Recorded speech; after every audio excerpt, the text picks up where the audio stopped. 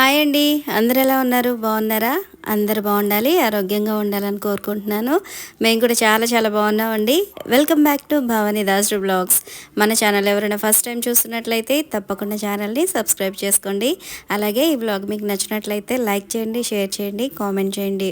First of all good morning అండి అందరికీ. So ఇప్పుడు టైం వచ్చేసి మార్నింగ్ 5 అయితే అవుతుంది. సో డైలీ యూట్యూబ్లో లైవ్ ప్రేయర్ ఉంటుందన్నమాట. సో వీలైనంత వరకు తొందరగా లేచి ప్రేయర్కి అయితే అటెండ్ అవుతాను. సో 6:30 ఆర్ 7 వరకు అయితే ప్రేయర్లో కూర్చుంటాను.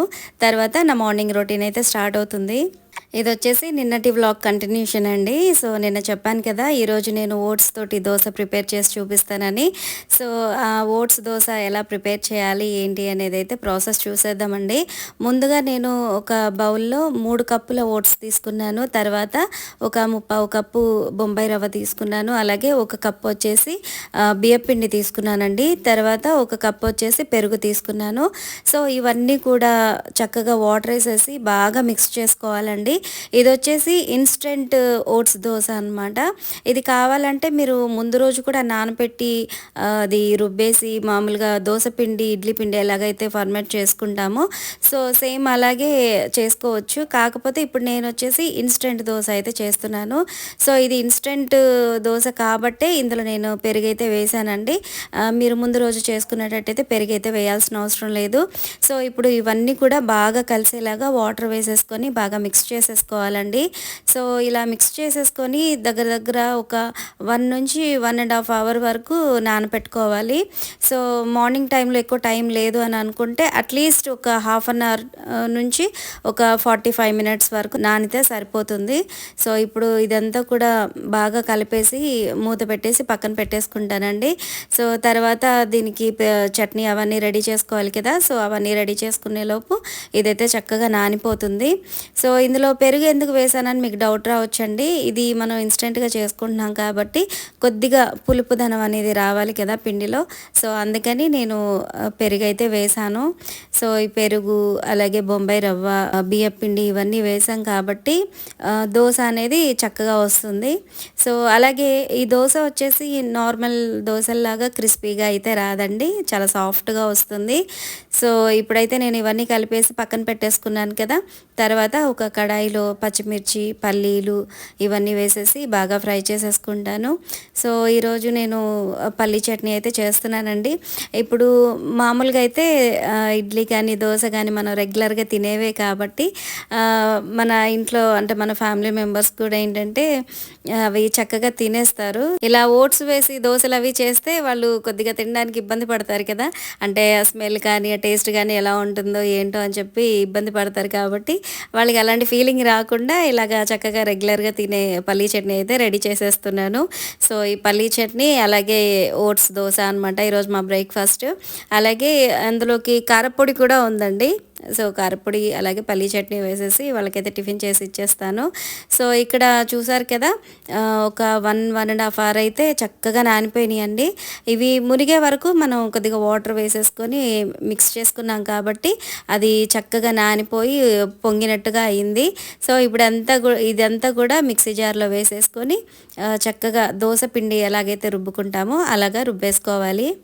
ఈ దోశ బ్యాటర్ని మీరు ముందు రోజే ప్రిపేర్ చేసుకునేటట్టయితే ఇందులో కొద్దిగా మెంతులు అలాగే పచ్చిశనగపప్పు కూడా వేసుకుంటే దోశలు మంచిగా కలర్ఫుల్గా వస్తాయి, అంటే చక్కగా గోల్డెన్ కలర్ వస్తాయి అన్నమాట. సో ఇప్పుడైతే నేను చేసే దోశలు వచ్చేసి అంత కలర్ అయితే రావు, కొద్దిగా కలర్ అయితే వస్తాయి అన్నమాట. అది కూడా పెరుగేయడం వల్ల కొద్దిగా కలర్ అయితే వస్తాయి. సో ఇప్పుడు నేను దోశ పిండి చక్కగా మెత్తగా రుబ్బేసుకున్నాను. అలాగే అందులో మిక్సీ జార్లో కొద్దిగా వాటర్ వేసేసి ఆ వాటర్ కూడా ఇందులో యాడ్ చేసేసాను. తర్వాత టేస్ట్కి సరిపడా సాల్ట్ వేసేసుకొని కలిపేసుకోవాలి. సో ఇప్పుడైతే మనకి ఇన్స్టెంట్ దోశ బ్యాటర్ అయితే రెడీ అయిపోయిందండి, ఓట్స్ దోశ బ్యాటర్. సో ఇప్పుడైతే దోశలు వేసేస్తున్నాను. ముందుగా ప్యాన్ వేడి చేసుకున్న తర్వాత ఒక ఆనియన్ తోటి జస్ట్ ఒక లిటిల్ డ్రాప్ ఆయిల్ వేసేసుకొని మొత్తం స్ప్రెడ్ చేసేసుకోవాలి. ఇలా స్ప్రెడ్ చేసుకున్న తర్వాత వాటర్ వేసుకోవాలండి ప్యాన్ మీద. ఎందుకంటే ఆ వేడి మీద ఈ దోశ బ్యాటర్ వేయడం వల్ల ఏంటంటే కొద్దిగా ఆయిలీగా ఉంటుంది కాబట్టి అది కొద్దిగా ముడతలుగా వచ్చేస్తుంది. సో అందుకని అలా రాకుండా నేను వాటర్ అయితే వేసుకున్నాను. వాటర్ ఇలా స్ప్రింకిల్ చేసుకోవడం వల్ల ప్యాన్ టెంపరేచర్ అనేది కొద్దిగా తగ్గి దోశలు అనేవి బాగా వస్తాయండి. మరీ హై ఫ్లేమ్లో పెట్టుకుని దోశలు వేసుకుంటే ఏంటంటే అవి అయితే ఎక్కువగా కాలిపోతాయి, లేదంటే దోశలు వేసేటప్పుడు అంతా కూడా అది ముడతలు ముడతలుగా వస్తుందన్నమాట. సో అలా కాకుండా ఎప్పటికప్పుడు దోశలు వేసే ప్రతిసారి కూడా ఇలా వాటర్ స్ప్రింకిల్ చేసుకుంటే దోశలు అనేవి చక్కగా వస్తాయి. సో ఇప్పుడు దోశలు అయితే వేసేసానండి. సో చూసారు కదా, చాలా సాఫ్ట్గా వచ్చాయి దోశలు అయితే. సో ఈ దోశలోకి కాంబినేషన్గా పల్లీ చట్నీ అలాగే కారపొడి అయితే వేసేసాను. సో టేస్ట్ అయితే నాకైతే బాగా నచ్చిందండి. అంటే మామూలు దోశలతో కంపేర్ చేస్తే ఈ దోశలు కూడా బాగున్నాయి. అంటే మనం నార్మల్ దోశలు అంటే అవి రెగ్యులర్గా తింటూ ఉంటాం కాబట్టి మనకు అది అలవాటు అయిపోయింది టేస్ట్. ఇవి కొద్దిగా డిఫరెంట్గా ఉంటాయి, కాకపోతే సాఫ్ట్గా ఉంటాయి అన్నమాట. అంటే మనం గోధుమ పిండితో చేసుకుంటే ఎలా ఉంటాయో టేస్ట్ అలా ఉంటాయి అన్నమాట దగ్గర దగ్గర. ఒక మంచి హెల్దీ బ్రేక్ఫాస్ట్ చేయాలి అని అనుకునే వాళ్ళు తప్పకుండా ఈ ఓట్స్ దోశ అయితే ప్రిపేర్ చేసుకోండి. తయారు చేయడం కూడా చాలా ఈజీ. చూసారు కదా, అప్పటికప్పుడు నేను ఇంగ్రీడియంట్స్ అన్నీ కూడా వేసేసి ఇన్స్టెంట్గా రెడీ చేశాను. సో నాకైతే చాలా బాగా నచ్చిందండి. మీరు కూడా ఒకసారి తప్పకుండా ట్రై చేయండి. ఇది ఎలా ఉందంటే గోధుమ పిండితో అట్లు వేస్తారు కదా, సో అలాగా మెత్తగా ఉందన్నమాట. క్రిస్పీగా అయితే లేదు దోశ, కానీ హెల్త్కి మంచిది కదా. మా అబ్బాయికి ఈరోజు టిఫిన్ వద్దంటే వద్దన్నాడు.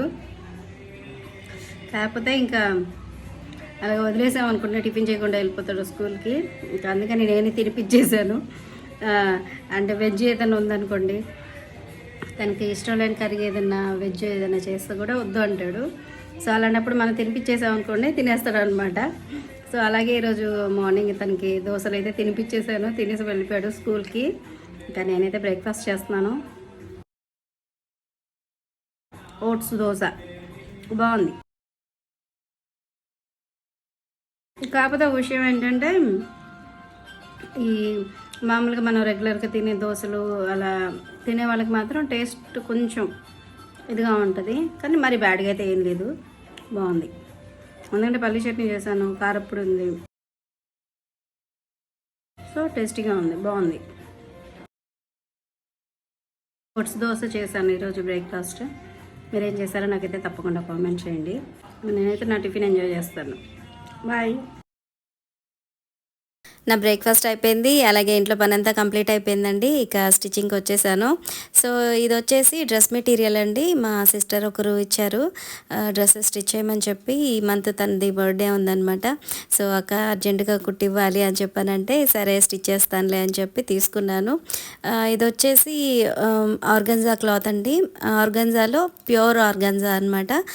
చాలా బాగుంది అసలు. నాకైతే చాలా అంటే చాలా నచ్చింది అసలు. కలర్ కాంబినేషన్ కానీ, అలాగే ఇక్కడ మీరు చూస్తున్నదంతా కూడా సీక్వెన్స్ వర్క్, ఎంబ్రాయిడరీ అనమాట. థ్రెడ్ వర్క్ ఉంది, అలాగే సీక్వెన్స్తో వర్క్ ఉంది. నెక్ వచ్చేసి ఇలాగా వీ షేప్ వచ్చిందనమాట. సో చాలా బాగుంది కదా. సో ఇది స్టిచ్ చేసిన తర్వాత డ్రెస్ ఎలా ఉంది ఏంటి అనేది నేను మీతో షేర్ చేసుకుంటాను. సో ఆల్ ఓవర్ డ్రెస్ అంతా కూడా ఫ్రంట్ పార్ట్ అంతా కూడా ఇలాగా ఫ్లవర్ డిజైన్ అయితే వచ్చిందండి. అలాగే కింద వైపు వచ్చేసి ఒక గోల్డ్ కలర్ లేస్ వచ్చేసి ఒక చిన్న బార్డర్ అయితే వచ్చింది. సో చాలా బాగుందండి, నాకైతే బాగా నచ్చింది. సో ఇది కటింగ్ అయితే చేసేసాను. ఇప్పుడు నేను వాయిస్ ఓవర్ ఇచ్చే టైంకి డ్రెస్ కటింగ్ అయితే అయిపోయింది. ఇక ఈరోజు నేను స్టిచ్ చేసేసి అది స్టిచ్చింగ్ అయిన తర్వాత ఎలా వచ్చింది ఏంటనేది నేను తప్పకుండా మీతో షేర్ చేసుకుంటాను. ఇక్కడ వీడియోలో కూడా అదే చెప్తున్నానండి, కాకపోతే వాయిస్ అనేది సరిగ్గా రాలేదు, అందుకని వాయిస్ ఓవర్ అయితే ఇస్తున్నాను. అలాగే ఈ డ్రెస్కి సంబంధించి ప్యాంట్ ఉంది కదా, ఆ ప్యాంట్ వచ్చేసి స్ట్రైట్ కట్ ప్యాంట్ అనమాట. సో అది నేను ఎలా స్టిచ్ చేశాను అనేది కూడా మీకు చూపిస్తానండి. సో ఇదండి ఈరోజు వ్లాగ్. ఐ హోప్ మీకు నచ్చిందని అనుకుంటున్నాను. సో మీకు నచ్చినట్లయితే తప్పకుండా ఛానల్ని లైక్ చేయండి, షేర్ చేయండి, కామెంట్ చేయండి, సబ్స్క్రైబ్ చేసుకోవడం అస్సలు మర్చిపోవద్దు. మరొక మంచి వ్లాగ్తో మళ్ళీ కలుద్దాం. Thanks for watching. Bye.